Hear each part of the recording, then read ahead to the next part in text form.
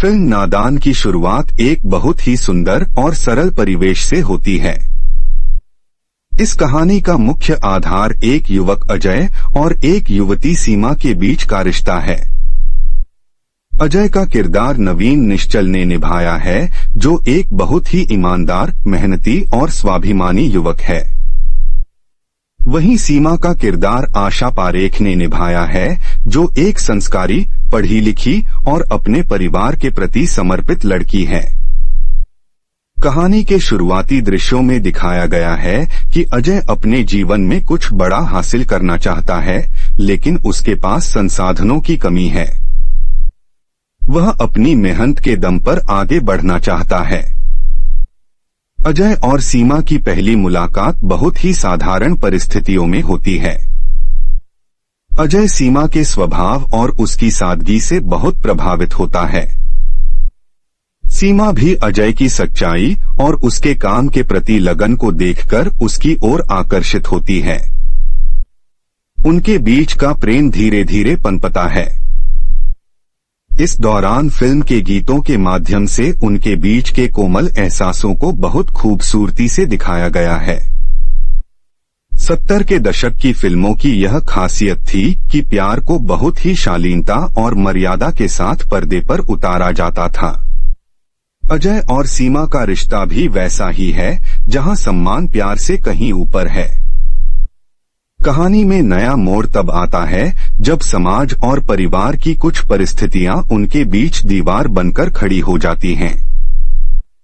सीमा के परिवार में कुछ ऐसे लोग हैं जो अपनी पुरानी सोच और अहंकार के कारण अजय को स्वीकार नहीं कर पाते।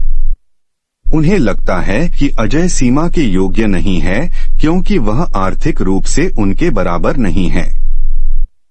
मदन पुरी ने फिल्म में एक ऐसे ही सख्त और नकारात्मक सोच वाले व्यक्ति की भूमिका निभाई है, जो अपनी चालों से अजय और सीमा के बीच दूरियां पैदा करने की कोशिश करता है। अजय अपनी बेगुनाही और अपनी काबिलियत साबित करने के लिए संघर्ष करता है। वह दिन रात मेहनत करता है ताकि वह समाज की नजरों में खुद को खड़ा कर सके। लेकिन जैसे जैसे वह सफलता की ओर बढ़ता है, उसके जीवन में कुछ और जटिलताएं पैदा हो जाती हैं। यहाँ हेलन का किरदार फिल्म में एक नया रंग लेकर आता है। उनका किरदार ग्लैमर और आकर्षण का प्रतीक है, जो अजय के जीवन में अनजाने में एक परेशानी का कारण बनता है। अजय किसी गलतफहमी का शिकार हो जाता है, जिसके कारण सीमा के मन में उसके प्रति संदेह पैदा हो जाता है। फिल्म का शीर्षक नादान इस बात की ओर इशारा करता है कि कभी कभी हम नादानी में ऐसी गलतियां कर बैठते हैं जिनका खामियाजा हमें लंबे समय तक भुगतना पड़ता है। सीमा को लगता है कि अजय बदल गया है और उसने उसे धोखा दिया है। वह दुख और पीड़ा में डूब जाती है, लेकिन वह अपने स्वाभिमान को झुकने नहीं देती। वह अजय से दूर चली जाती है। अजय को जब अपनी गलती का एहसास होता है तो वह उसे सुधारने की कोशिश करता है, लेकिन तब तक बहुत देर हो चुकी होती है। कहानी का मध्य भाग बहुत ही भावुक है। इसमें दिखाया गया है कि कैसे एक छोटा सा झूठ या एक छोटी सी नादानी दो प्यार करने वालों की दुनिया उजाड़ सकती है। अजय अपनी सच्चाई साबित करने के लिए हर संभव प्रयास करता है। वह सीमा के घर जाता है, उसके परिवार वालों से बात करता है, लेकिन कोई उसकी बात सुनने को तैयार नहीं होता। समाज के लोग भी उसे गलत नजरों से देखने लगते हैं।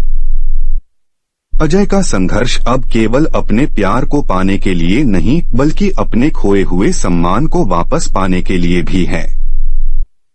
इसी बीच फिल्म में कुछ और उपकथाएं चलती हैं, जो मुख्य कहानी को मजबूती प्रदान करती हैं।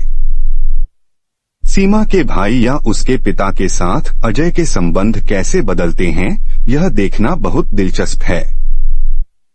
फिल्म के निर्देशक देवेन वर्मा ने बहुत ही सलीके से हर पात्र को गढ़ा है।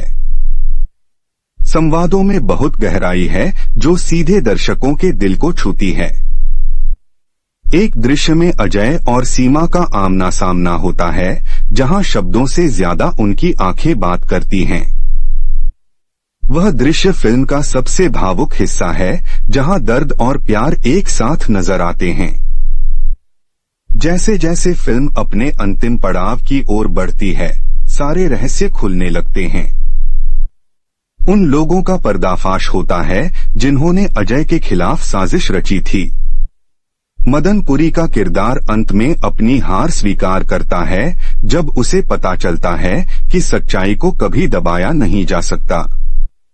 सीमा को भी अपनी गलती का एहसास होता है कि उसने नादानी में अजय पर शक किया।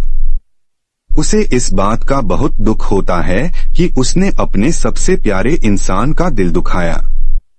फिल्म का क्लाइमेक्स बहुत ही नाटकीय है। एक तरफ अजय अपनी आखिरी लड़ाई लड़ रहा है और दूसरी तरफ सीमा उसे बचाने के लिए दौड़ती है। दोनों का मिलन बहुत ही सुखद और संतोषजनक तरीके से दिखाया गया है।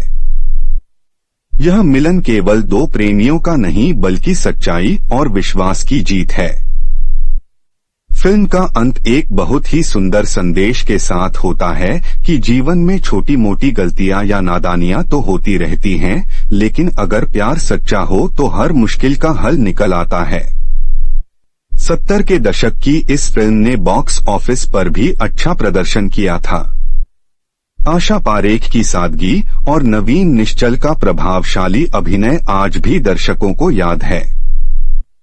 हेलन के नृत्य और मदन पुरी की खलनायकी ने फिल्म को एक पूर्ण मनोरंजन पैकेज बना दिया था। देवेन वर्मा का निर्देशन बहुत ही संतुलित है और उन्होंने कहीं भी कहानी की लय को बिगड़ने नहीं दिया। नादान फिल्म हमें यह सिखाती है कि रिश्तों में विश्वास सबसे बड़ी पूंजी है। बिना विश्वास के प्यार की इमारत खड़ी नहीं हो सकती। यह कहानी आज के समय में भी उतनी ही प्रासंगिक है जितनी तब थी, क्योंकि मानवीय भावनाएं और रिश्तों के उलझाव आज भी वही हैं।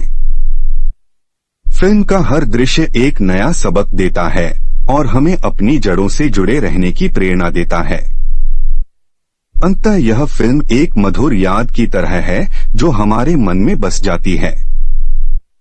इसके गीत जैसे जीवन की राहों में मिलते हैं, राही या अन्य मधुर धुनें आज भी लोगों को उनके बीते हुए दिनों की याद दिलाती हैं।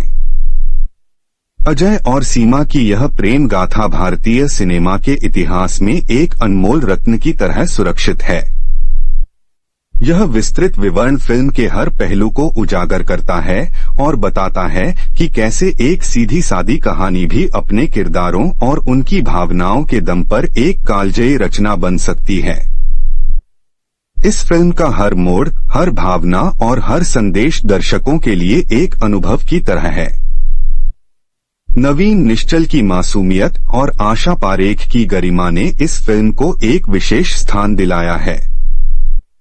नादान का अर्थ भले ही कमकली हो सकता है, लेकिन इस फिल्म में इसे मासूमियत और मानवीय त्रुटियों के रूप में बहुत ही खूबसूरती से प्रस्तुत किया गया है। यह कहानी हमें अपनी गलतियों को सुधारने और अपनों को माफ करने का साहस देती है। यह फिल्म एक संपूर्ण पारिवारिक गाथा है जिसे हर पीढ़ी को देखना चाहिए। इसमें न केवल मनोरंजन है बल्कि जीवन जीने का एक सही नजरिया भी है।